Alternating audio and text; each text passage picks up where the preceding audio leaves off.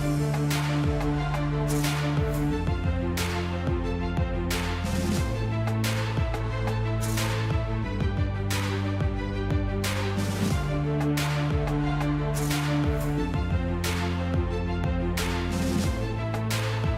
prêt? On est prêt?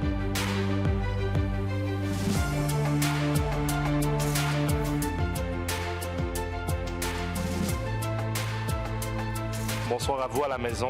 Bienvenue au son de la cloche.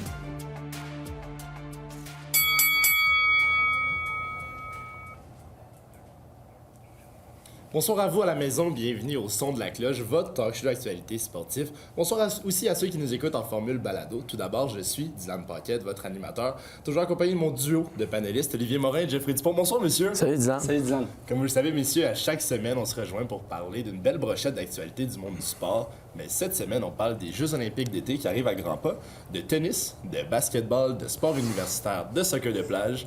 Et je vous ai même réservé un petit sujet cocasse pour la fin. Tout d'abord, messieurs, je ne vous l'ai pas nommé dans les sujets qu'on allait aborder aujourd'hui, mais la Ligue professionnelle de hockey féminin est à sa mi-saison. J'ai une question pour vous. D'après vous, qui gagne les grands honneurs de cette première édition? Bien, tu l'as dit, Dylan, là, les bilans de saison sont sortis des équipes de la LPHF.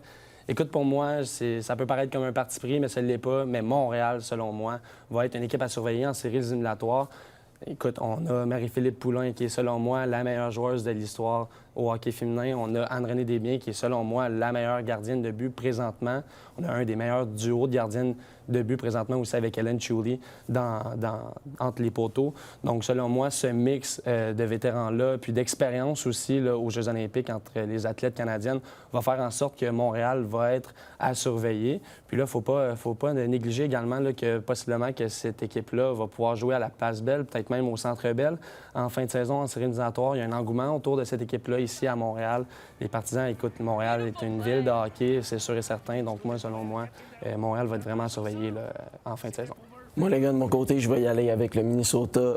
Comme vous savez, je pense qu'il y a beaucoup de joueuses qui proviennent justement de l'État du Minnesota. On sait que c'est un gros État, en fait, où on développe plusieurs joueuses. J'ai vraiment hâte de voir ce que ça va donner, surtout qu'ils ont une des meilleures gardiennes de la Ligue en ce moment, qui est dans le top 3 au niveau des meilleures gardiennes actuellement dans tout le circuit. Mais il faut faire attention, Olivier, par exemple, parce que écoute, du côté du Minnesota, on a seulement une joueuse qui est dans le top 10 des meilleures pointeuses de la Ligue.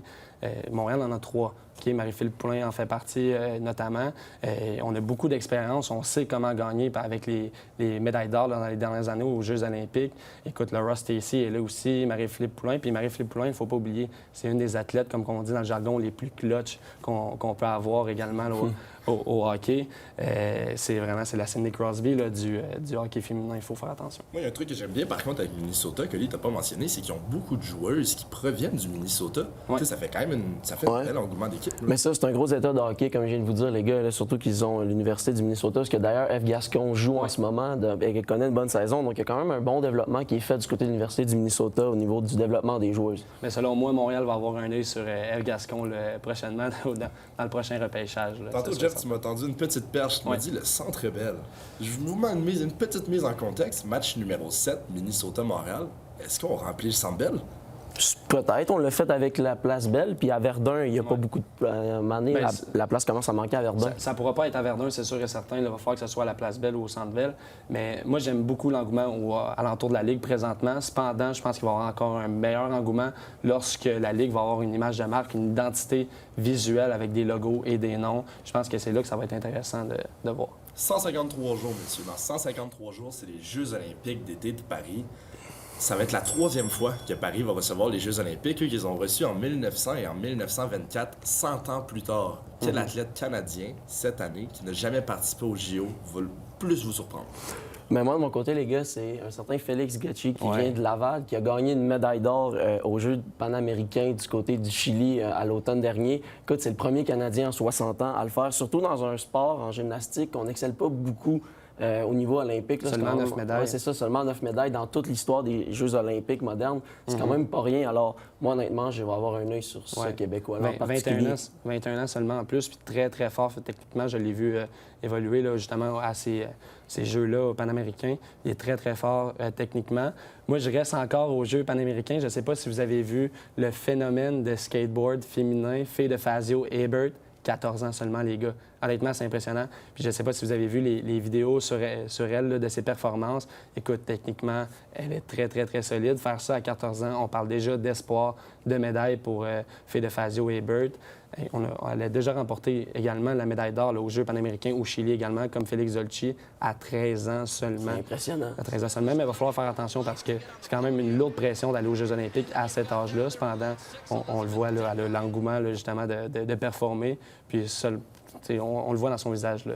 Honnêtement, la pression, il n'a pas l'air d'en avoir, mais il va falloir faire attention quand même. Indian Wells, messieurs, qui est à nos portes, qui est le prochain tournoi de l'ATP 1000 et de la WTA 1000, qui va être présenté du 14 au 17 mars aux côtés de la Californie. Il ne faut pas oublier que c'est le tournoi qui est connu comme étant le 5e Grand Chelem. Ouais. C'est un tournoi prestigieux que les joueurs veulent remporter. Quel athlète canadien va être capable, d'après vous, de faire le meilleur chemin? Je pense que Félix Auger-Aliassime, le gars, est capable de le faire. On sait qu'il a connu quand même des grosses performances récemment. L'année passée, il s'est rendu quand même jusqu'en quart de finale. C'est sûr que là, où ce qu'il est au classement de l'ATP, c'est peut-être un petit peu plus compliqué. Il risque d'affronter des adversaires quand même mieux classés que lui très tôt, mais on ne sait jamais ce qui peut se passer quand même. C'est ça qui est difficile, justement. Félix est 28e présentant au classement mondial. Il va probablement affronter des joueurs meilleurs que lui là, en début de tournoi, des grosses têtes de série. Honnêtement, il n'est pas très bien placé là, pour affronter des joueurs en dessous de lui. Pour moi, c'est Leylah Annie Fernandez, présentement, qui connaît des bons moments. Écoute, depuis le mois d'octobre, elle est passée du 60e rang mondial au 33e. Donc là, ses derniers matchs ont été sur la terre dure. À Indian Wells, ça va être intéressant de voir comment elle va performer. On sort également d'une expérience où on a gagné un tournoi, la Coupe Billie Jean King, récemment avec l'équipe canadienne féminine. Donc honnêtement, ça va être à surveiller. Mais par exemple, je pense pas qu'on va causer de surprise au niveau du tennis. Là. À Indian Wells, la compétition reste très féroce. Ben, je vois surtout dans la catégorie des hommes, en fait, des Alcaraz, des Djokovic, des Murray. Faut pas oublier qu'Alcaraz, en ce moment, qui est parti sur une montée, vient de se blesser à la cheville, par contre, mais va être prêt pour le prochain tournoi. On se déplace du côté, messieurs. On se fait une petite passe à rebond avec Shai Gilgeous-Alexander, qui est un athlète de basketball dans la NBA, qui a une saison, messieurs, incroyable. Tout détruit. En ce moment. Incroyable. C'est une moyenne de 22,6 points en carrière en 6 ans dans la Ligue. Moi, est-ce que c'est le meilleur basketball canadien de tous les temps, malgré qu'il a juste joué 6 saisons? Honnêtement, je serais pas prêt à dire ça. Il ne faut pas oublier, on a un Steve Nash, là, honnêtement, qui a 2 titres de joueur le plus utile à son équipe dans sa carrière, 5 fois. Mais honnêtement, c'est pas le même type de joueur. Là. Ali va pouvoir en discuter aussi tantôt. C'est 5 nominations pour le meilleur passeur de la Ligue aussi, avec des équipes qui étaient moindrement bonnes comme le Thunder cette année. C'est 2e dans l'Ouest présentement pour le Thunder. Excellente saison. Ils sont très, très jeunes, par exemple. Mais Shai Gilgeous-Alexander, honnêtement, c'est la pièce maîtresse de cette équipe-là qui va pouvoir amener le Thunder à faire un bon bout de chemin en série. Il est en bonne voie pour gagner le joueur le plus utile de la saison, mais de là à dire que c'est le meilleur athlète canadien de tous les temps, il va falloir faire attention, il va falloir attendre un petit peu. Justement, c'est ça, les gars. Il faut quand même qu'il y ait des crottes à manger. N'oubliez pas que Gilgeous-Alexander s'est blessé dans les dernières années. Il n'a pas joué beaucoup de matchs. Steve Nash en jouait beaucoup plus, mais comme j'ai dit et comme Jeff vient de le dire, Gilgeous-Alexander, c'est un marqueur. Steve Nash, c'est un passeur. Steve Nash, il avait amarré Stoudemire pour envoyer le ballon et c'est pour ça qu'il est un passeur. C'est quoi? C'est une saison en haut de 60 matchs. Il est très fragile. Il va falloir l'attendre. J'ai bien hâte de voir ce qu'il va nous réserver.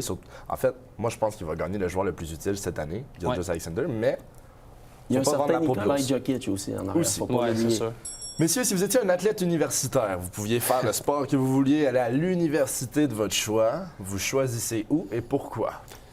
Écoute, moi, Dill, si j'étais un petit peu plus athlétique, je pense que je serais un porteur de ballon à l'université Laval avec le Rouge et Or. Écoute, le Rouge et Or, c'est des statistiques impressionnantes dans l'histoire. Selon moi, c'est le meilleur programme universitaire au pays. C'est 70 victoires consécutives de 2004 à 2014 à domicile. C'est très dur de jouer à l'université Laval. C'est une dynastie. Oui, c'est une dynastie. C'est 11 titres nationaux de la Coupe Vanier également. C'est 7 saisons parfaites. Honnêtement, c'est impressionnant. Un petit peu plus difficile dans les dernières années. Oui, c'est ça. Avec les Carabins, justement, qui performent très bien, qui ont gagné la Coupe Vanier notamment. Mais écoute, pour moi, c'est sûr et certain que c'est le Rouge et Or. Moi, les gars, si j'étais meilleur en anglais, je serais joueur pour les Reds de l'Université du Nouveau-Brunswick qui, cette année, ont réalisé, les gars, c'est une carence de 30 victoires. Oui, saison parfaite. Aucune défaite, saison parfaite. Ils ont gagné 9 fois le championnat canadien. Ils l'ont gagné l'année passée, d'ailleurs. C'est vraiment, on parle vraiment d'une des meilleures équipes de hockey au Canada au niveau universitaire. Notez que les Stingers de Concordia ont aussi fait au hockey féminin de saison parfaite. Faut pas l'oublier. 2 équipes de hockey de saison parfaite cette année. Honnêtement, si je me souviens pas, c'est du jamais vu. C'est la première fois d'histoire pour les Reds. Je pense qu'au hockey féminin aussi. Ouais. On se déplace, messieurs. On devrait se déshabiller un petit peu normalement pour y aller, enfiler les maillots de bain. On s'en va au soccer des plages parce qu'il y a la Coupe du Monde en ce moment à Dubaï. C'est un sujet qu'on aurait peut-être pu garder pour la fin de notre émission parce que c'est un sujet un peu plus loufoque, mais je trouvais que ça rentrait parfaitement dans le thème aujourd'hui pour surtout nous réchauffer un petit peu avec la température extérieure. Ça va faire du bien. En demi-finale, Iran-Brésil et Italie-Bélarussie. Qui qu'on voit remporter la finale demain à 14h? Mais écoute, je pense que, honnêtement, le Brésil, là, c'est un peu les Chiefs de Kansas City, mais au soccer de plage. Je peux pas mettre mon argent sur une autre équipe que le Brésil présentement. Écoute, c'est 14 championnats du monde en 22 ans. On s'enligne sur un 15e, surtout que le Portugal n'est pas là. La Russie, qui n'est pas là, évidemment, non plus. Ce sont les équipes avec le plus de titres en arrière de la Russie, avec 3 chacune. Moi, honnêtement, c'est le Brésil. Puis c'est une culture de soccer, il faut pas oublier. Donc, honnêtement, je le souhaite au Brésil parce que ça a été plus difficile dans les Coupes du Monde du soccer dernièrement. Mais là, au soccer de plage, je pense que ça va être différent. Puis honnêtement, je connaissais pas très bien ce sport-là avant quelques temps. Puis honnêtement, j'ai découvert un beau sport là, avec le soccer de plage. Moi, les gars, de mon côté, je pense qu'il faut surveiller la Biélorussie pour une chose. Ils ont quand même sorti le Portugal qui a gagné des titres aussi. Puis ils sont en demi-finale. Il faut quand même pas l'oublier. Donc, moi, personnellement, je pense qu'ils ont peut-être une chance d'aller en finale contre le Brésil. On verra s'ils gagnera. Mais oui, le Brésil, c'est la meilleure. C'est une équipe très négligée là, aussi, le Belarus. Mais ce sport-là nous fait voyager, surtout. C'est un mauvais jeu de mots, excusez-moi, là, quand il joue dans les pays un petit peu plus chauds que le nôtre. Dans le sable. Dans le sable, effectivement. La demi-finale, en fait, qui est aujourd'hui. J'ai bien hâte de voir les résultats. Ça va être tout de suite après notre émission. Messieurs, notre dernier sujet, notre sujet un peu plus cocasse, ça va te mettre KO. Cette semaine, je vous arrive avec un sujet de la USPHL qui débarque au Québec, qui s'en vient. C'est une ligue de développement, en fait, pour les collèges américains. Mais là, les scores qu'on y voit depuis le 1er février, c'est du 37-1, du 16-2, 24-0, 24-1. Il y a même des équipes qui finissent avec plus que 100 lancés au but par partie. Ouais. Ça, en bon québécois, on appelle ça des bonnes dégelées, hein, les gars? Ouais. Est-ce qu'on veut de ces dégelées-là au Québec? Bien, moi, personnellement, les gars, je pense que ça peut nuire au développement des joueurs parce que quand tu perds 36-0 à tous les matchs, on s'entend pour dire que c'est difficile, surtout au niveau mental et puis au niveau du développement, de réussir à gagner. Surtout qu'au Québec, en ce moment, on a de la misère à développer des joueurs depuis quelques années. Mais il va falloir faire attention, Olivier, parce que la USPHL aux États-Unis va être complètement différente de ce qu'il va y avoir au Canada. C'est quoi? Ça va être 3-4 équipes au Québec, quelques-uns en Ontario également. La parité aux États-Unis, il y en a beaucoup moins qu'ici au Québec puis au Canada.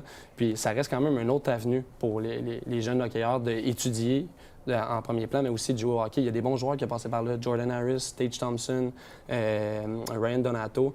Donc, honnêtement, est-ce que le développement peut passer par là? Je pense que oui, parce qu'au collège américain, on développe les jeunes vraiment plus longtemps, puis on l'a vu avec des Cole Caulfield également aux universités américaines. Sacha Boisvert également, originaire de Trois-Rivières, qui est dans la USHL, lui, par exemple. J'ai vraiment aimé ton point, Jeff, où tu as dit c'est les études et le sport. Ouais. Puis au Québec aussi, il va y avoir, d'après moi, beaucoup plus de parité. Si tu regardes nos différentes ligues, le collégial, le junior 3, la JMT. Ben, je pense que c'était peut-être une nécessité aussi. C'était une nécessité d'avoir une certaine ligue comme ça, mais c'est sûr que ça prend juste... Il faut juste avoir une parité et un bon développement. Merci beaucoup à vous à la maison de nous avoir écoutés. C'est tout le temps qu'on avait pour vous accorder aujourd'hui. Vous pouvez par contre aller nous suivre sur nos réseaux sociaux pour en avoir plus. C'était Dylan Paquette, votre animateur, toujours avec mon fabuleux duo de panélistes, Olivier Morin et Jeffrey Dupont. Merci, messieurs. Salut, à la prochaine. Merci à vous à la maison de nous avoir écoutés. On se dit à la semaine prochaine et au revoir.